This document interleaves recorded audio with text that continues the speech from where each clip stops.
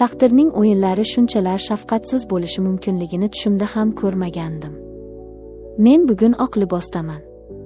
Yonimda men sevgan inson Sardor turibdi. Lekin eshik qo'ng'irog'i chalinganda yuragim to'xtab qolayozdi. Ostonada turgan inson nafaqat mening qaynotam, balki bir paytlar mening yotog'imni, mening sirlarimni bo'lishgan sobiq jazmanim Asad aka edi. Uning ko'zlaridagi g'azab va alamni ko'rib, bugun hammasi tugaydi deb o'yladim. Qanday qilib men jazmanimning o'g'liga turmushga chiqdim? Bu gunohmi yoki taqdirning kechikkan tuhfasi?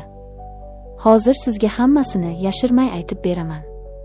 Mening ismim Laylo. Bu hikoyani aytib berish men uchun o'lim bilan barobar. Lekin ichimda saqlash undan ham og'irroq. Odamlar meni muhokama qilishar, toshbo'ron qilishar. Buzuq, nomussiz deyishar. Lekin men shunchaki baxtini adashib qidirgan ayolman. Hammasi 3 yil oldin boshlandi. O'shanda men hayotning achchiq zarbalaridan charchagan, moliyaviy qiyinchiliklar ichida qolgan yosh ayol edim. Asad aka, u paytda u men uchun najot farishtasidek ko'ringandi. Yoshi 50lardan oshgan, badavlat, savlatli erkak. U menga yordam berdi. Uyni ta'mirlab berdi, kiyim-kechak, pul. Men bularning evaziga nima berishim kerakligini bilardim va rozi bo'ldim. Bizning munosabatimiz jazmanlik deb atalardi. Uning oilasi bor edi, lekin u meni yashirincha saqlardi. Uning hashamatli uyida, shaharning chekkasidagi dala hovlisida uchrashardik. U menga mehribon edi, yo'q demasdi. Lekin bu uydagi har bir buyum, har bir devor menga begona edi. U meni quchoqlaganda men o'zimni buyumdek his qilardim. Uning ko'zlarida ehtiros bor edi, lekin ruh yo'q edi. Men tilla qafasda edim. Qornim to'q, ustim but, lekin qalbim huvillab yotardi. Asad aka ko'pincha ish bilan chet elga ketardi. O'shanda men haftalab o'sha katta uyda yolg'iz qolardim. Derazadan boqib, nahotki hayotim shunday o'tib ketsa deb yig'lardim. Taqdirning burilishi esa kutilmaganda sodir bo'ldi. Bir kuni Asad aka safarda ekanligida dala hovliga kimdir keldi. Men xizmatchi yoki haydovchi deb o'yladim. Eshikni ochdim va joyimda qotib qoldim. Qarshimda baland bo'yli, qosh ko'zlari qop-qora, Asad akaga quyib qo'ygandek o'xshaydigan, lekin ancha yosh va nigohida qandaydir toza ma'sumlik bor yigit turardi. Bu Sardor edi. Asad akaning o'g'li. Assalomu alaykum, dedi u biroz hayron bo'lib. Dadam shu yerdalarmi deb kelgandim. Men nima deyishni bilmasdim. O'zimni kim deb tanishtiray? Otasining o'ynashiman deymanmi? Dadangiz safardalar, dedim zo'rg'a. U menga tikildi. Uning nigohida nafrat yoki jirkanish yo'q edi. Aksincha, qiziqish va qandaydir hamdardlik bor edi. U vaziyatni tushundi, lekin indamadi. Tushunarli, dedi u va ketmoqchi bo'ldi. Lekin yomg'ir quyib yubordi. Men uni kiring deb taklif qilishga majbur bo'ldim. O'sha kuni biz ilk bor gaplashdik. U otasidan butunlay boshqacha edi. U jiddiy, hayotga teran nazar tashlaydigan, kitoblar o'qiydigan yigit ekan. Biz choy ichdik. Suhbatimiz qovushdi. Men o'zimni ilk bor kimdir tinglayotganini his qildim. U mening tanamga emas, ko'zlarimga qarab gapirardi. Vaqt o'tgan sayin u tez-tez otamni so'rab keladigan bo'ldi. Aslida ikkimiz ham bilardik, u men uchun kelardi. Bizning nigohlarimiz to'qnashib qolganda havoda chaqmoq chaqqandek bo'lardi. Bu shunchaki shahvat emasdi.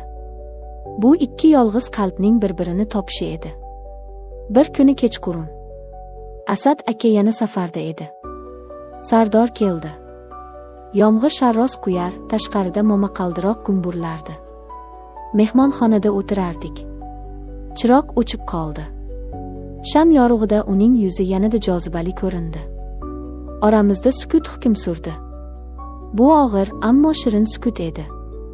Men uning yoniga o'tirdim. Yuragim ko'kragimni yorib chiqay derdi. Laylo, dedi u pichirlab. Bu ism uning tilida shunchalar chiroyli yangradiki. U asta qo'limni tutdi. Asad akaning qo'llari sovuq va talabchan edi. Sardorning qo'llari esa issiq, titroq va mehrli edi. Bu oddiy teginish emasdi.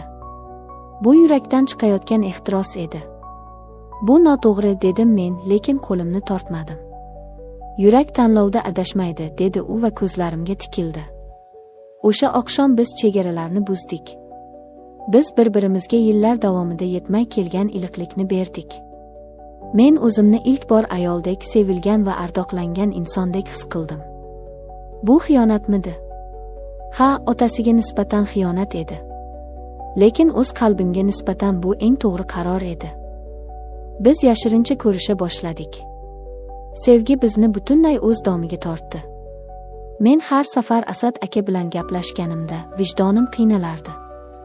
Lekin Sardorni ko'rishim bilan hammasi unutilardi. Oxiri men qaror qildim.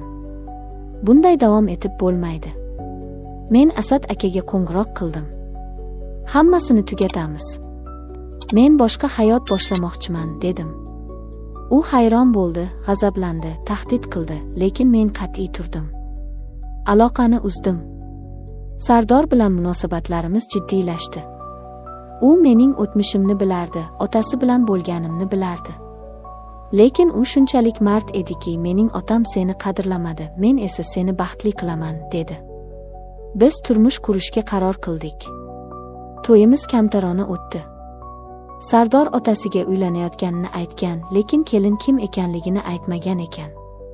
Asad aka safarda bo'lgani uchun to'yga kelolmadi. Bu biz uchun yengillik bo'ldi. Biz baxtli edik. Sevgi va ehtirosga to'la yangi hayot boshladik. Lekin har qanday sir bir kun ochiladi. To'yimizdan bir hafta o'tib eshik taqilladi. Kechki payt edi. Sardor ishda edi. Men eshikni ochdim. Ostonada Asad aka turardi. Uning qo'lida katta sovg'a qutisi bor edi. U o'g'lini va yangi kelinni tabriklagani kelgandi. Meni ko'rib, uning yuzidagi tabassum muzlab qoldi. Qo'lidagi quti yerga tushib ketdi. Dahshatli sukunat. Uning nigohi o'zgardi. Unda hayrat, g'azab, nafrat va o'z mulkini yo'qotgan odamning chorasizligi bor edi. Sen, dedi u xirillab. Sen, mening o'g'lim. Men devorga suyanib qoldim. Oyoqlarim qaltirardi. Lekin shu payt ichimda qandaydir kuch uyg'ondi. Men endi uning o'ynashi emasdim. Men qonuniy nikohdagi ayol edim. Ha, dedim boshimni ko'tarib. Men endi Sardorning ayoliman. Sizning keliningizman. U bir qadam oldinga tashladi. Ko'zlari qonga to'lgan edi. Qanday jur'at qilding? U mening o'g'lim-ku. Sen meniki eding. Men hech qachon sizniki bo'lmaganman, dedim qat'iy. Siz meni sotib olgandingiz. Sardor esa, u menga yuragini berdi. Shu payt Sardor kelib qoldi. Otasi va xotinini bir-biriga qarama-qarshi turganini ko'rdi. Asad aka o'g'liga qaradi. Bilarmiding, so'radi u og'ir ovozda. Bilardim, dada, dedi Sardor otasining ko'ziga tik qarab. Men uni sevaman. U endi mening oilam.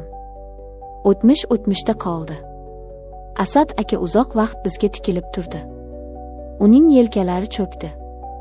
Bir paytlar mag'rur bo'lgan erkak birdan qarib qolgandek tuyuldi. Men seni yo'qotdimmi, deb so'radi u mendan, ovozi sinib. Siz meni hech qachon to'liq egallamagan edingiz, dedim sekin. U burilib, indamay chiqib ketdi. O'sha tunda biz uxlamadik. Sardor meni quchoqlab, qo'rqma, biz yengamiz, deb chiqdi. Oradan oylar o'tdi. Biz Asad akadan xabar olmadik. U uydan chiqmay qo'yibdi deb eshitdik. Biz baxtli edik, lekin yuragimning bir chekkasida baribir g'ashlik bor edi. Nima bo'lganda ham u erimning otasi edi. Biz uni sindirib qo'ygandek edik.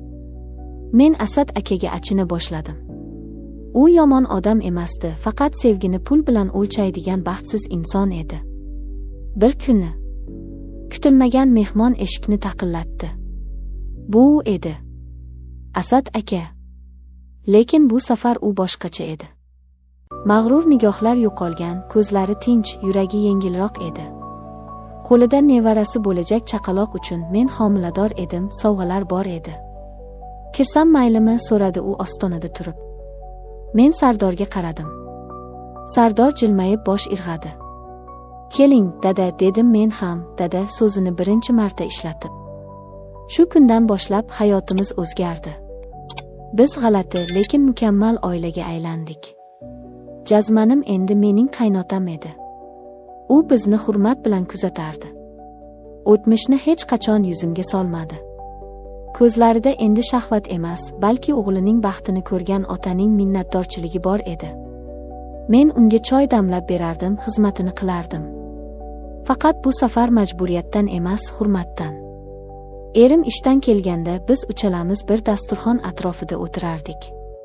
Tashqaridan qaragan odam bizning o'tmishimizda qanday sirlar borligini xayoliga ham keltira olmasdi. Vaqt o'tib farzandli bo'ldik. Asad aka nevarasini bag'riga bosib ko'ziga yosh oldi. Bu mening 2 bor sevgimning mevasidir, deb pichirladi u. Bu gapning ma'nosini faqat men tushundim va unga jilmayib qo'ydim. U endi avvalgidek emas edi. Hayot unga sabrni, ko'ngil kengligini va chinakam kechirimni o'rgatdi. U o'z xatosini tushundi, sevgini sotib olib bo'lmasligini, uni faqat qozonish mumkinligini angladi. Biz birga yig'ladik, birga quvondik. Azizlarim, bu hikoya sizga g'alati tuyulishi mumkin. Qanday qilib deyishingiz mumkin. Lekin hayot kitoblardagidek emas. U murakkab. Ba'zan baxtga erishish uchun eng noto'g'ri yo'llardan yurishga to'g'ri keladi. Muhimi xatoni anglash va tuzatish. Muhimi kechira olish. Men Jazmanimning o'g'liga turmushga chiqdim va bundan bir daqiqa ham afsuslanmayman. Chunki aynan shu yo'l meni haqiqiy ayollik baxtiga olib keldi. Agar hikoyam sizni hayratda qoldirgan bo'lsa, hayotning bu sinovlariga o'z fikringiz bo'lsa, izohlarda yozib qoldiring. Men har biringizni o'qiyman. Kanalimizga obuna bo'ling. Hikoyachi Momda hali aytilmagan sirlar ko'p. O'zingizni va sevgilingizni asrang. Xayr.